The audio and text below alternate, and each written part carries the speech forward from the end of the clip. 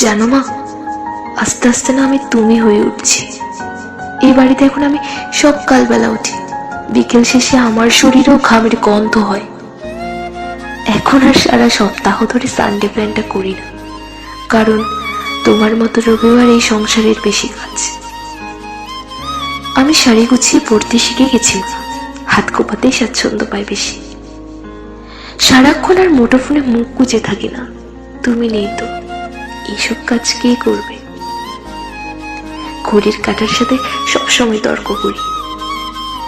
ছাতা খুলে গিয়ে বাজার ফেরত অকাল বৃষ্টিতে ভিজতে ভীষণ বিরক্ত লাগে, যে বৃষ্টির প্রতিটা ফোঁটা দু হাত মিলে উপভোগ করতাম কোনো এক সময়। কাটা আঙুল দিয়ে দিব্যি মশলা বাটি, জানো মা, এখন আর জ্বালা করে না। রেগে গেলেও চিৎকার করার বাড়ি মাথায় তুলি না মা। এখন বুঝি ধুলো পরিষ্কার করতে গেলে আগে কতটা ধুলো নিজের গায়ে মাখতে হয়।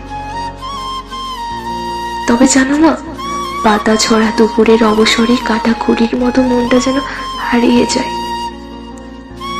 সেই মেয়ে বেলার কুমির ডাঙা খেলার মাঠে। বড্ড মনে পড়ে মা।